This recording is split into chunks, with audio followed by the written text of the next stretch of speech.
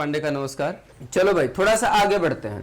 इसका अगला पार्ट आप लोग हेडिंग लगा लीजिए, सम ऑफ फैक्टर्स। इसका अगला पार्ट आप लोग हेडिंग लगा लीजिए, सम ऑफ फैक्टर्स, गुणनखंडों का योगफल। किसी नंबर के जितने फैक्टर्स होते हैं, किसी भी नंबर के जितने फैक्टर्स होते हैं, अगर उन सभी फैक्टर्स को आपस में जोड़ा जाए तो जोड़ करके क्या आएगा आपको ये बताना है, ठीक है ना। सम ऑफ ऑल फैक्टर्स या किसी नंबर के सभी गुणनखंडों का योगफल। अब थोड़ा सा एक बार समझने वाली बात होगी, यहां समझाता हूं कुछ बातें आपको। अच्छा बच्चे, अगर मैं आपसे पूछूं कि 6 के फैक्टर्स बता दो तो आप बोलोगे 1 होगा, 2 होगा, 3 होगा और 6 होगा। अरे बोलो हाँ या ना। अगर मैं पूछूं कि find out number of factors of 6, आप बोलेंगे 1 होगा, 2 होगा, 3 होगा, 6 होगा। अगर मैं आपसे पूछूं एक बार बताओ इसके सारे फैक्टर्स का सम क्या होगा, योगफल, तो आप बोलेंगे 1 + 2 + 3 + 6। 6 3 9 2 11 और 1 कितना हो गया बोलो 12। ये 12 टोटल फैक्टर्स का क्या आ गया, सम आ गया। चलिए मान लीजिए लेट अस सपोज मैंने आपके लिए ऐसे लिख दिया 12, इसके फैक्टर्स 1 2 3 4 6 एंड 12, यही तो होगा। अगर मैं एक बार आपसे जानना चाहूं कि इसके सारे फैक्टर्स का सम क्या होगा, तो आप बोलेंगे 1 + 2 + 3 + 4 + 6 और +12। अच्छा इन सबको अगर जोड़ दिया जाए तो इन सबको जोड़ करके कितना आएगा, तो आप क्या बोलेंगे 28। 12 6 18, 18 4 22, 22 3 25, 2 27 और 1 28। अब जो हम लोग कर रहे थे, मान लो बढ़ते बढ़ते मैंने एक नंबर लिख दिया ऐसे 144, सीखिएगा।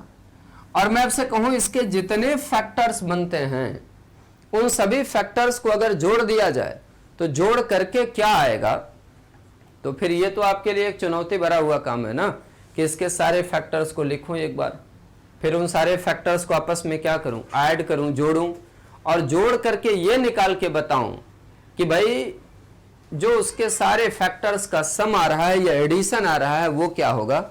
तो मुझे लगता है कि ये कहीं ना कहीं से एक थोड़ा सा चुनौती भरा हुआ काम है। कोई बात नहीं, आप टेंशन मत लीजिए, मैं एक बार फिर आपको बहुत डिटेल में सिखा रहा हूं, समझिएगा। बस पिछले क्लास से अपने आप को जोड़ करके रखिएगा। कल फैक्टर पे शायद आपकी आखिरी क्लास होगी जिसमें मैं बहुत सारे क्वेश्चनों का प्रैक्टिस आपको करवाऊंगा, ठीक है, और उसमें मैं अपनी बात को थोड़ा सा और आगे बढ़ा भी लूंगा। चलिए सबसे पहले सम निकालने के लिए क्या करेंगे समझिए। जैसे आपका 6 लिखा गया है, इस 6 का प्राइम फैक्टराइजेशन कर लीजिए 2 to the power 1 multiply by 3 to the power 1। इसमें तो कोई दिक्कत किसी को नहीं है, पिछले क्लास से जुड़ा हुआ है, बेसिक से पहले समझा रहा हूं। अच्छा बच्चों, अगर मैं आपसे पूछूं कि factors of 2 to the power 1 क्या होगा, तो आप बोलेंगे 2 power 1 and 2 power 0 and 2 power 1। अरे हाँ या ना। अगर मैं पूछूं कि factors of 3 to the power 1 क्या होगा, तो आप फिर मेरे को बोलोगे कि 3 की पावर 1 का फैक्टर होगा 3 की पावर 0 एंड 3 की पावर 1। अरे बोलिएगा भाई हाँ या ना, समझ पा रहे हैं इतनी बात को। चलो एक छोटा सा पॉइंट आपसे फिर पूछ रहा हूं मैं। अच्छा एक बार बताओ, आपको नंबर निकालना है फैक्टर का कि सम निकालना है, सम, योगफल निकालना है। तो एक बार योगफल करते हैं। अगर मैं पूछूं इसका सम क्या होगा, तो आप बोलेंगे 2 power 0 और प्लस 2 power 1। कितना आ गया बोलो बच्चे 3। किसी भी नंबर की पावर 0 क्या होता है, 1 होता है।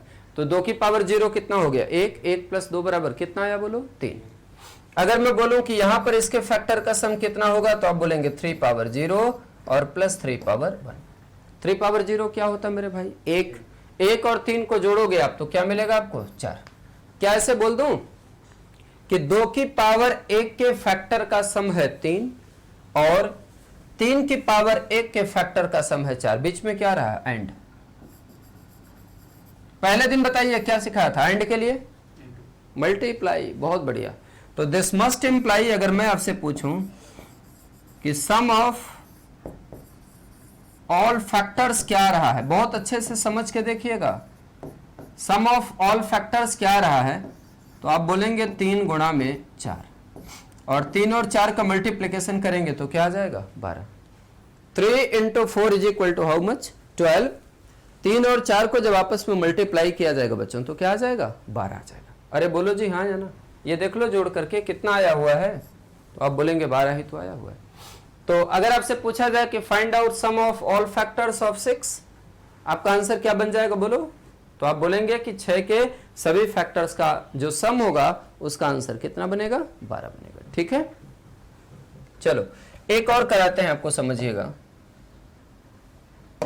एक और आपको बताते हैं यहीं पर, जो दूसरा वाला है ये भी हम लोग करके देख लेंगे ना, तो थोड़ा हमारा विश्वास पुख्ता हो जाएगा, और जब विश्वास पुख्ता हो जाएगा तो चीजों को बढ़ा पाना मेरे लिए आसान होगा।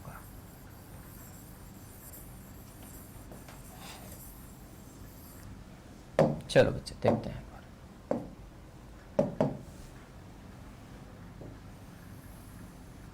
मान लीजिए आपसे कहा जाए कि 12 के जितने फैक्टर्स हैं उनका सम कैलकुलेट करके बताइए क्या होगा। Find out sum of all the factors of 12। Simply क्या करना है? 12 का प्राइम फैक्टराइजेशन करना है। तो क्या आएगा बोलो? 2 square multiply by 3 raise to the power 1। 2 का स्क्वायर मल्टीप्लाई बाई 3 की पावर 1, या 2 square multiply by 3 raise to the power 1। अच्छा बच्चों आप ही बताओ ना, 2 स्क्वायर के फैक्टर्स क्या क्या होंगे? तो आप बोलेंगे 2 raise to the power 0, 2 raise to the power 1 and 2 raise to the power 2। अरे बोलो जी हाँ या ना। अगर मैं आपसे बोलूं कि 3 की पावर 1 के फैक्टर्स क्या क्या होंगे, तो आप बोलेंगे 3 की पावर 0 एंड 3 की पावर 1। कोई तकलीफ किसी को नहीं है ना? सबका क्लियर है? चलो अब एक बार थोड़ा सा समझ लेते हैं इसे। हमें नंबर तो निकालना नहीं, हमें क्या निकालना है? सम निकालना है। तो सम निकालने के लिए कितना हुआ बोलो? 2 power 0 plus 2 power 1 plus 2 power 2। कितना हो रहा है देखिएगा। 2 का स्क्वायर क्या होता है बच्चों? 4। 4 और 2 कितना हुआ? 6। 6 और 1 7। 7 लिख दो यहाँ पर। अरे कोई दिक्कत तो नहीं है। ये देखो 1 हुआ, 2 की पावर 0 1 हुआ, 1 और 2 3, 3 और 4 7। यहां पर आइए समझ लेते हैं, इसका सम निकालना है। 3 पावर 0 और प्लस 3 पावर 1। 3 पावर 0 की वैल्यू क्या होती है बोलो? 1, और 1 plus 3 is equal to how much? तो आप बोलेंगे 4। फैक्टर का सम निकालना है, बीच में आप क्या लगा दोगे? मल्टीप्लाई। 7 और 4 का गुणा कर दिया तो कितना हो गया? 28। This must imply sum of all factor, sum of all factors कितना होगा? तो आप बोलेंगे 7 गुणा 4, और 7 गुणा 4 बराबर कितना आ गया बच्चों? 28 या 28। तो sum of all factors of 12 will be equal to how much? 28। आपके सामने बिल्कुल जीता जाता एग्जाम्पल है, और मैंने बड़ा स्पष्ट तरीके से आपको बताने का कोशिश भी किया है कि देख लीजिए भाई चीजें ऐसी बन रही हैं या नहीं बन रही हैं। और अगर आपको मेरी इतनी बात समझ में आ रही है तो आप देख लो, एक बार इसे नोट कर लो।